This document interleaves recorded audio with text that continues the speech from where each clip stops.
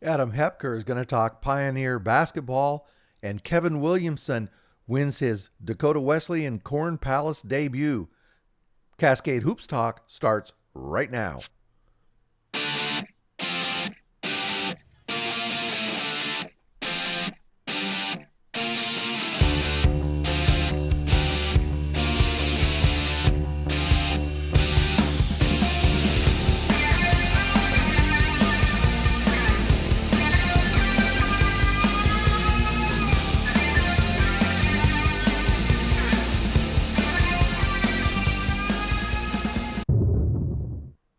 Hey, Billy D, Cascade Hoops Talk, welcome. It is now Friday morning, and so that means we're heading up on the weekend. We're going to do a Saturday show this week because there's going to be, with the non-cons going on, there's more Friday games than normal. Plus, I don't have to travel on Friday, so it'll probably be the last Saturday show we do for the season because I'll be traveling every weekend herein. But we'll do that this Saturday. So today, what we're going to do is we're going to go through the top 25 action of the last 2 days. Not a lot of it. Talk about what happened, but there were definitely some good games, some close ones. So we're going to talk about that, and then we're going to talk to Kevin Williamson just after his Corn Palace debut. They beat Dakota State, which is their big rival, and I didn't realize what a big rivalry that was until I talked to Kevin Williamson after the game. And then when we get through the scores, we're going to talk to Adam Hepker. He's the head men's basketball coach at MidAmerica Nazarene. They're in the Hart Conference. We're going to talk Pioneer and Hart basketball. Let's just get things going. Frieda Hardeman tonight. They were playing, UT Southern. Sorry. Boy, they just pummeled them, 92-55. Riley McLaren, he went 4 for 8 from 3 at 18 points. That's a guy, man. When he gets hot, he gets hot. You don't. That's a guy you can't let get going. Peyton the Law, who's the heart and soul of that team, 14 points, 3 rebounds. So the Lions, they go to 4-0, and they're going to play LSU Alexandria on Saturday. That'll be a really good game. Okay, Georgetown tonight, they're in action. They were at home. They played IU Southeast. They beat them 79-62. So Isaiah Mason, 17 points, 4 rebounds. Darian Lewis, he had 19 points, 5 rebounds. So Georgetown College, the Tigers, they are now 4-0, and they're going to host Midway on Thursday the 14th. The Masters, a game that wrapped up late last night. They played Loyola. Great game. The Masters, they hung on at home there, and they beat them 68-65. Kendall Moore, 22 points, 5 rebounds. Caleb Lowry, he is. There's a few guys out there that are just starting the season on amazing runs. Caleb Lowry, 16 points, 14 rebounds. So they go to 3-1 now. The Masters does, and they have Corbin. They host them on Friday. That's their next action. Let's take a listen to Kevin Williamson. Kind of a big deal. He was really excited about being able to get in the Corn Palace and be the coach there and actually coach a game in the Corn Palace. So I gave him a call afterwards, and I said, hey, let's just talk about this. They beat their in-state rival, Dakota State, as you can see, 76-48. So it had a good outcome. But let's just let him talk about his debut as a coach in the Corn Palace. Cascade Hoops Talk. Hey, I got Kevin Williamson here, head men's basketball coach, Dakota Wesleyan. Congrats on the home opener, Coach. Awesome. Thanks, Phil. I appreciate it. Yeah, it was a fun night. It was great. I think it was about, 10 days ago we talked to you. You were down in Buena Vista. You got your first win there with the Tigers. And I said to you at the time, are you looking forward to that Corn Palace debut? And you seemed pretty excited about it. Did it meet expectations? Yeah, it definitely did. I think part of that, being that, you're playing your rival, your in-state rival that's not in your conference. So, and it's sponsored by, a large bank in the state, and, they're giving out shirts to the crowd. They're giving out shirts to the players. Like, just the little stuff that made it, feel like a big environment. And I mean, having 2,000 plus people in the arena was fun, and it was loud for the first 25, 30 minutes. So it was cool. You see the excitement on the guys' faces. I mean, you even saw the excitement on the other team's face as they're like walking around the arena looking at it. And you're like, yeah, this is definitely a home court advantage. Like, it was fun. Hey, everybody likes to play in that environment, right? Nobody likes to play in an empty gym. Hey, what was your reception like in the Corn Palace? I think they were a little nervous to see what I was going to do as an outsider who they've not seen coach before. And I think they saw a little bit of it on film. And then I want to say it was about halfway through the first half. We get a couple run and jump steals, and the crowd kind of pops out, and it gets loud. And you could see them kind of let out this nice. You could see the sigh of relief come out of them. But the real pop off was when we had, I think, almost back-to-back 30-second shot clock violation. They love that. Like, they love the defense. Yeah. They love the pressure. Like, the other team just couldn't get into what they were trying to do. And you could really see the crowd get excited about that with about, I think, 6 minutes left in the first half. How about for you? That you walk out there, you see, I read 2,300 people. I'm not sure how many were there.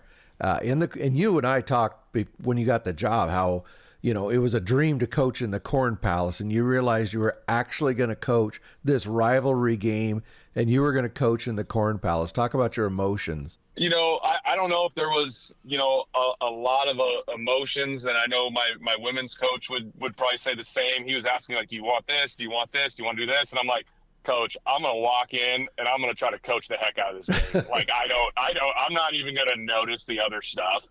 Like, when we're doing what we're supposed to do, that'll be the first time I really notice the crowd or whatever's going on. And it was about the 10, I don't even know, maybe the 12-minute mark when we were really starting to play well. I heard the crowd and I'm like, all right, this is sweet. Like, this is an awesome environment. So I'm one of those dudes that's pretty locked in.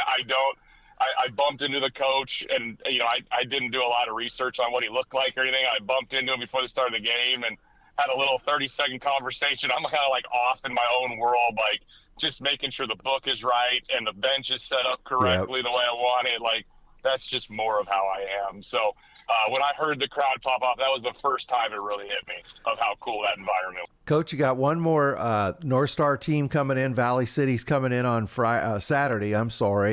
And then you're going to do an exhibition, and you mid-November, you're going to kick off GPAC play. Tell me how you feel about the team so far.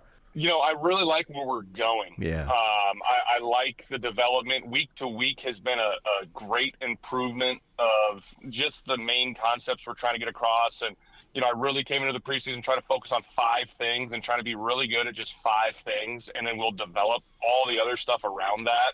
And, the first one was half court defense, and the second one was rebounding. And those two are doing what we've normally done at my programs, and it is developing. It's developing quickly, especially in the last 10 days, and that has been fun to watch. And I think our defensive potential of this team is incredible, and I'm excited to be able to keep working with these guys. Their instincts are really, really... Well, we'll keep watching. It's going to get thick and heavy here real quick as you walk into that GPAC play. But congratulations. Enjoy this moment and relish that moment of winning that rivalry game in the Corn Palace to kick off your Corn Palace career. I appreciate it, Bill. Thanks for having me on again. And, it's a lot of fun. And this GPAC conference is going to be a bear. I really appreciate it. That's Kevin Williamson. He's the head men's basketball coach, Dakota Wesleyan Tigers. Thank you, Coach. Thanks, Bill. Hey, thanks a lot to Kevin Williamson and to Dakota Wesleyan for that availability after that game. Everybody was pretty excited. You could hear it in his voice. So that's kind of a cool deal. Congratulations to him winning that first game in the Corn Palace. So let's keep going now. A couple games that were played on Wednesday night. University of Cumberland's, they played Bryant, they were at home. Cumberland's was at home. And this was one heck of a game. Bryant really played well. The Cumberlands was able to prevail there at the end, 86-84. Brady Bell, he had 17 points, 3 rebounds. Anthony Johnson, he's just really been performing well for Cumberland's, 19.7 rebounds. So the Cumberlands now, they are at, I didn't put that other one in there. Yeah, they're at 4-0. 4-0. Yep, it's right. They're at 4-0, and they play travel to Union. Those are the Bulldogs. They're going to travel to Union Bulldogs on Saturday. Union's usually a pretty good program. That could be a good test. Number 19, Huntington. I couldn't get the stats were messed up, but they beat Lawrence Tech Wednesday night, 87-83. So Huntington goes to 4-0, and they are going to host Holy Cross on Saturday. Okay, what we're going to do now, we're going to take a listen to Adam Hepker. As I said, he's the head men's basketball coach at MidAmerica Nazarene. He's a good guy. Remember, he was out at OUAZ with Keeley to start that program, and then he went back. He did some amazing things as a player at MidAmerica Nazarene. That's kind of how I knew him. I do a lot of research on stats, and some of the things he did was amazing. That's what drew my eye to him, and I kind of got to know him after I started doing this. So let's take a listen to Adam Hepker, MidAmerica Nazarene. Cascade Hoops Talk, Billy D. Hey, I got Adam Hepker. He's head men's basketball coach, MidAmerica Nazarene. They are the pioneers. Welcome, Adam. Thanks for being on. Yeah, Billy, thanks again for having me. Always, enjoy spending a few minutes with you talking NAIA hoops. You and I were just talking before we started, but you've basically turned the team over. You lost your big three, just phenomenal athletes from last season. And you, the only test you've had so far, we were just joking about it, was Oklahoma Wesleyan. But just talk about, before we talk specifically, just talk about this young group. They're younger. Talk about them and how you feel about the team so far.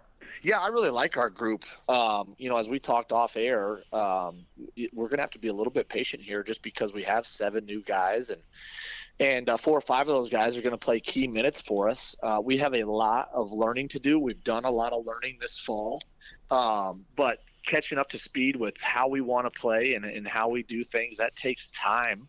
And just reminding our guys to be patient with that has been our message, because we see the results often in practice. We've only played once, and we played in one of the best teams at our level. So at some point here, our guys will see the fruit of their labor. But based on what we lost, I love the group that we bring back. It's going to take a little bit of time here for us to figure this thing out. And quite honestly, even with the group we had last year, it took us a little bit of time to figure it out. We didn't get real hot till second semester. So that's normal in college basketball. It's not going to be easy all the time. And we've had phenomenal practices. I think we're really, really smart, and we're really, really tough.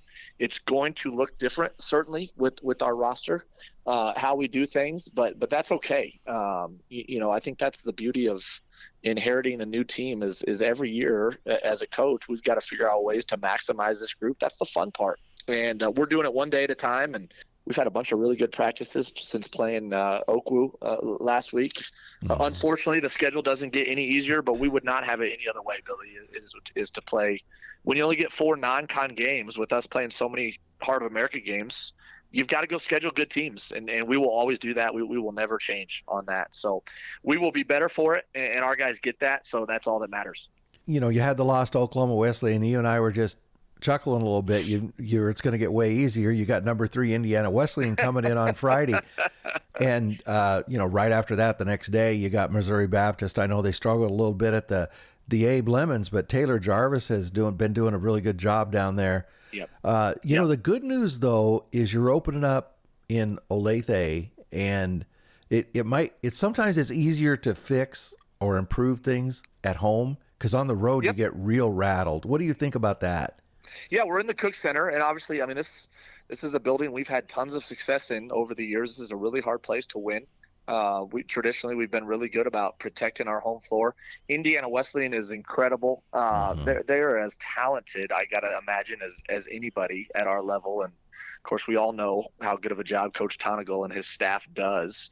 And so, again, this is when you have an opportunity to play good teams like this. This is intentional, Billy. It's on purpose. And win, lose, or draw, these next 2 games with IWU and MOBAP, we are going to be better from it. And showing our guys that on film and walking them through that so they can see it will be critical for us as a staff. But I love our non-conference schedule. It's way more about the long game for us than it is. We're not winning a conference tournament here in November. We're just not. So we're going to be better for it. The challenge is significant, especially defensively against Indiana Wesleyan, because they score it so well. So that's been our emphasis for the last 5 or 6 days here, and I'm excited just to see how much we've improved from a week and a half ago when we played Oklahoma Wesleyan. I know you've got your scout done. Do you have a sound plan to keep Cademan Bontrager under 80% shooting? Yeah, we're going to call in a bomb threat after starting lineups. He has been on fire. I mean, he was good last year, but he's really come out playing another level. I know you know that. You probably looked at film till your eyes are ready to fall out, huh? But no, they come loaded. You got Griffin Cleaver. They got Luke Stevens. It's going to be a big challenge. Fans there need to get out to the Cook Center on both Friday and Saturday. These are two really great teams. It's got to be great NAIA basketball. I know it's a challenge, but you really got to be looking forward to this weekend. We're excited. It's called the Up House Classic. We host it every year where we bring in 3 really good teams, and we are honoring Billy, a former Pioneer who passed away over 20 years ago, who was kind of the standard for what a Pioneer is. He was smart. He was phenomenal in the classroom. He was high character off the court. He was a leader, and he could hoop. He could flat hoop, which is, this program has made a living off of kids that I just described in Jeff Uphouse. So we do this event every year, and I have teams already wanting to get in it next year because of the quality opponents that we're able to bring into the Cook Center for the Up House Classic. So, yeah, we're incredibly excited, and we know the challenge is ahead of us. But that's what this time of year is for. And again, 3 days from now, we're going to know if we're any better or not, and I got to believe we will be. What was your crowd like for Oklahoma Wesleyan? That was on a Wednesday. Yeah, it was okay. It was pretty good. It was our first game of the year, so we had a good turnout from our student section from MidAmerica with us opening up. So obviously middle of the week is a little trickier. Yeah. I got to think it's going to be even better this weekend. We host there's a big football game on campus on Saturday, and so there's a lot going on. There's going to be, campus is going to be juiced this weekend with the basketball and the football. Our football team is all of a sudden top 10 in the country. So I got to imagine they're going to come from the football game to come watch, 4 really good teams with games at 6 and 8 both nights, Billy. Well, that's exciting. We're expecting a big turnout. I want to talk a little bit about your team, but I want to ask you about Joe Buchanan. He's a true freshman. He's out of the UK. At least in his first game ever, college game ever, he scored 22 points. How good is this guy? He's a stud, Billy. He is. I think he's a kid. Now, being a freshman is really hard, so there's going to be some highs and there's going to be some lows. Everybody knows that, but he is everything we want in a recruit from a character and toughness standpoint. We watched a bunch of film on him, and a former player of ours put us on to Joe, and we kind of had him pegged as a sniper, as a shooter at 6'5", which obviously we value here. And then he shows up to the States 10 days early and moves into my basement because he was worried about the time change and wanted to get to work. Honestly, he was just anxious to get here, which is a great sign. And all of a sudden we start watching him in open gyms, and he can put it on the floor. He's a phenomenal passer. He can post, and we are just blown away. He kind of shows us something new every day. So He's a 19-year-old freshman who loves contact. He would rather hit you than look at you. And most freshmen are not that way. So, as you said off air, he's going to show up on a bunch of scouting reports. But the kid can really, really play. He's going to be the future for us that we build around here at MidAmerica. He's the next great one in my mind if he stays healthy and keeps working here in our program. Stevie Schlayback had a 2,000-point career at Bushnell University, and he scored against LC State. His first game, as true freshman, I think he scored 26. And boy, the next 4, 5, 6 games, they really shut him down. And it took him a little bit he ended up with 2,000 points, so he fixed it. But it's just amazing what they can do, what happens to somebody after they show up like that, especially a freshman. That's right. Yeah, coaches are smart enough to take that away. Yeah. You've got a couple seniors that you're really going to have to lean on, Brooks Langer and Gary Clay. They're the 2 seniors that play a lot. Talk about your seniors and the leadership you expect from them. Yeah, Brooks is a 4-year guy for us who has been very patient. He's been a guy, for the last couple of years who's been one of the best sixth man in our league coming off the bench, shoots the lights out of it. He has been our best leader so far this year. We hear his voice in practice constantly when things are going well, and more importantly, when there's adversity. And he's going to have to do that all year long because he knows as much as anybody what we expect in our program. So we expect Brooks to have a phenomenal year for us. And then Gary is a Division II transfer for us who just impacts the game in a lot of different ways. And I think he's going to have a big year for us too. He's one of those guys that's learning, all of our actions and how we guard and our terminology. So it probably hasn't happened as fast as Gary would like from a result standpoint, but he just keeps getting better every day. And he's going to be, I got to imagine, one of the better players in our league, Billy, going into this year. So, that with only 2 seniors, that makes it evident just how young we are.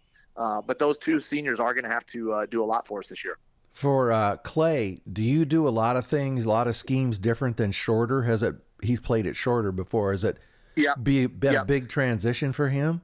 It has. It's a great question, Billy. It really has. And I think, when you take a transfer, whether it's junior college or wherever, like, you got to expect that. Yeah. And obviously that's the norm now in college basketball, is to have guys for 1 or 2 years. And so there's a learning curve, and that's okay. Again, it's just reminding kids, like, this is part of the process, and then being okay with that.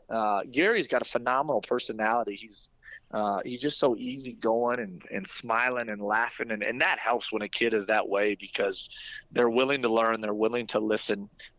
He's got to be a little bit more patient, just like everybody, but it won't take long to where, we get enough practices under our belt and film sessions to know, to where he knows exactly what's going on. But there's absolutely a learning curve, Billy, anytime you take a kid from a different school.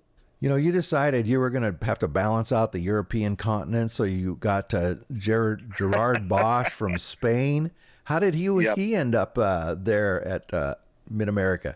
Yeah, Gerard, or G as we call him, Billy, was at Sunrise Christian, played with their post-grad team, which is in Wichita, 2.5 hours from here. Oh, okay. And so we saw him in Wichita, which would be his post-grad year 2 years ago. And he's the kid. There's not a rebound he can't go get, Billy. He is a phenomenal rebounder. He just has an instinct for the ball. He crashes every single time we shoot the basketball.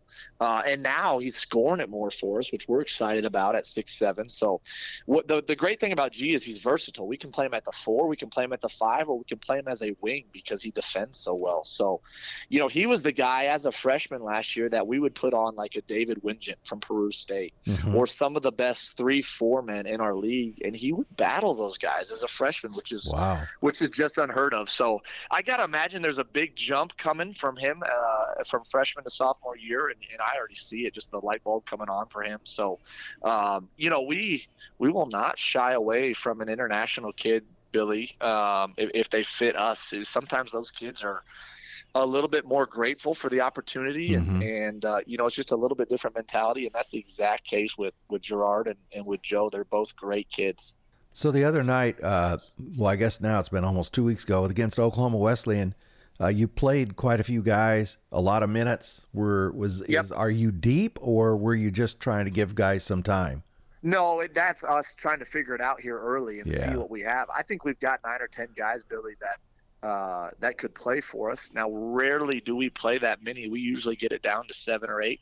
But with a short non-con schedule, this is our time to look at kids, right? Yeah. And man, that's hard in a game as a head coach, if I'm being honest, is being patient enough to give kids a shot. But we're willing to do that. We did that against Oakwood, and we'll do it again this weekend. And even the first few league games, you got to continue to do that. And then as it gets closer to Thanksgiving and Christmas, I believe we'll have it down to 8 or 9. But I guess that speaks to our depth a little bit. But that's all it was, Billy, was seeing what we have, because, man, in practice for a month and a half, we've seen a lot of good things from a lot of guys. So giving them an opportunity to shine in the game a little bit.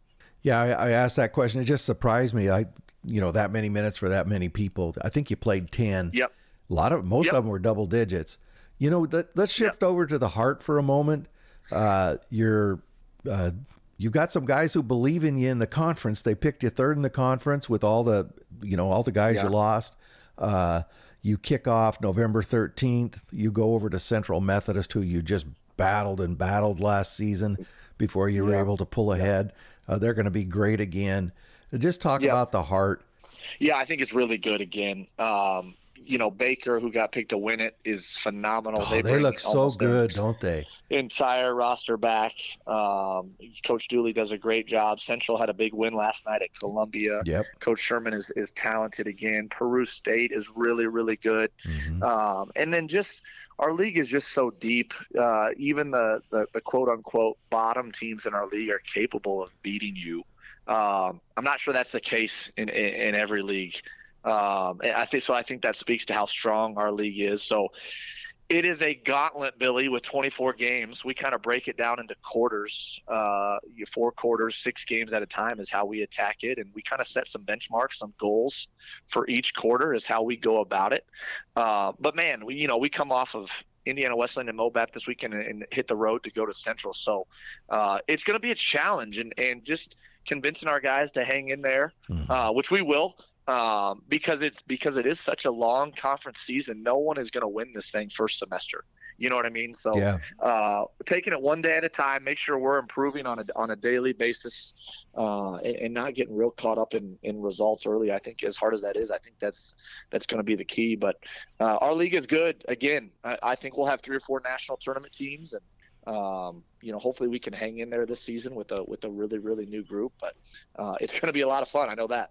One thing that bears out what you just said about bottom to top, last night, Mount Mercy battled Briarcliff to overtime. Yeah. So, they're not going to be a pushover. Nope. I think Briarcliff prevailed at the end, but it was a tight game. Yeah. Well, I think there's a lot of unknowns in our league, too. I think our league, I don't know about other conferences, Billy, had a lot of turnover, with the exception of a Baker, and Benedictine brings a lot of guys back. Missouri Valley brings a lot of guys back. I'm sure I'm forgetting somebody, but our league, due to graduation and kids transferring up to higher levels, saw a lot of turnover. So I think rosters, for the most part, are very new. And so I don't think we'll know until later in the season what teams really, really have, because a lot of teams like us are trying to figure it out at this point. So I don't know how much we can read into box scores at this point because of all the new bodies in our league.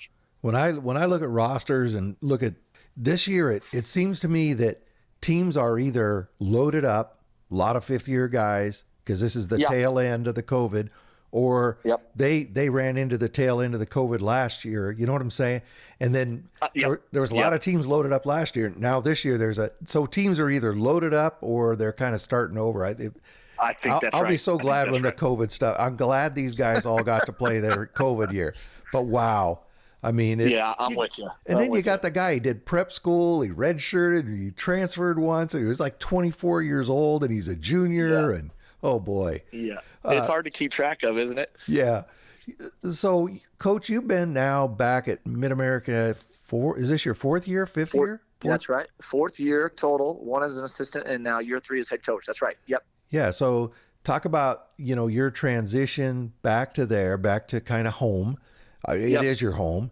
And, now you've kind of settled in. It is your program now. Talk about how that transition has been. Yeah, I love being here at MNU, Billy. I get the question a lot, like, Coach Shep, do you ever look at other higher levels or different position? And I just don't very often, because we have it so good here. And as I've told you before, and I tell a lot of people, like, because I played here and invested so much as a player, and then 2 different stints as an assistant, like this place is different for me. This is not just another school. This is home. And so I love what we have going here. I think we can continue to win at a high level. I love the kids that we bring into this program and the support we have from professors and from administration.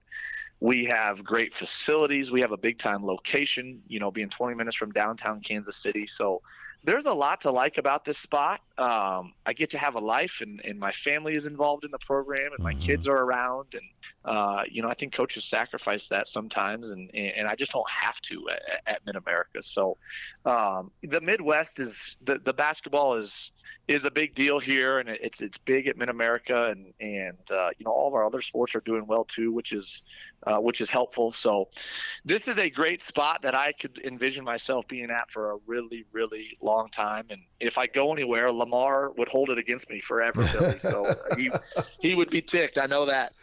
I think the coolest thing for coaches at this level is, you just said it, family and kids. Because, Yes. coach, look at Drew Stutt's son is with the team every day, Yep. And but you see that everywhere. The kids are right there. And, you're at a big program. You can't do that because there's too many people around, right? That you That's don't even exactly know. right. So, yeah. I think, our guys are phenomenal with my kids. I have got daughter, son, daughter. They all adore kids, adore our players. And our players, that's how you know you have a good group, is when they're good with your own kids. And yeah. Monday night, Chiefs played Monday Night Football, and Chiefs are an okay football team here in Kansas City, Billy. We're a little spoiled. So the guys were over, and we were in the basement watching the game, and we had some card games going at the table, and my wife had fed them, and like that's how we operate is as a unit like that. And we spend a lot of time together off the floor, and believe it or not, that equals winning. When you like each other off the court, it matters on the court as well. So that's a key. That's exactly right. Yep. Before I let you go, you got 2 big, huge games coming up this weekend. What are a couple things you're really focused on, Coach? Yeah, defensively, we've got to be better, Billy. Oklahoma Wesleyan is a difficult team to guard. Indiana Wesleyan might be even harder to defend. So we've got to make some strides defensively, because that's going to start our break to allow us to get out and run. Rebounding has continued to be a point of emphasis. We had some stops against Oklahoma Wesleyan, but couldn't kill the possession, which is our terminology for ending the possession with a rebound. So that hurt us offensively. So there have been some very specific areas that we're looking for growth for this weekend. And, as we've discussed, we get to do it against 2 really good opponents. So end of the day, on Sunday, we want to be better than we are today. And I'm not sure how that can't be true playing 2 good programs like Indiana Wesleyan and MoBat. So it should be a lot of fun. Lots of good hoops in Olathe this weekend. You talked about the rebounds a lot nicer than I do. I'd have just said you got pounded on the boards. We did. Well, that's how we addressed it in film. I promise you, Billy. Hey, Coach, I really appreciate you taking the time. You better get back to work. You got a couple big games to get ready for. Wish you a lot of luck here as the season moves forward. And, of course, you and I will talk more as the season gets going. Yeah, thanks, Billy. Thanks for having me on, man, and thanks for all you continue to do for our level. Nobody does it better. I really appreciate that. That's Adam Hepker. He's the head men's basketball coach, MidAmerica Nazarene. They are the Pioneers. Thank you, Coach. You're welcome. Hey, thanks a lot to Adam Hepker and to MidAmerica Nazarene. They do have some monster games coming up this weekend if you live in that area.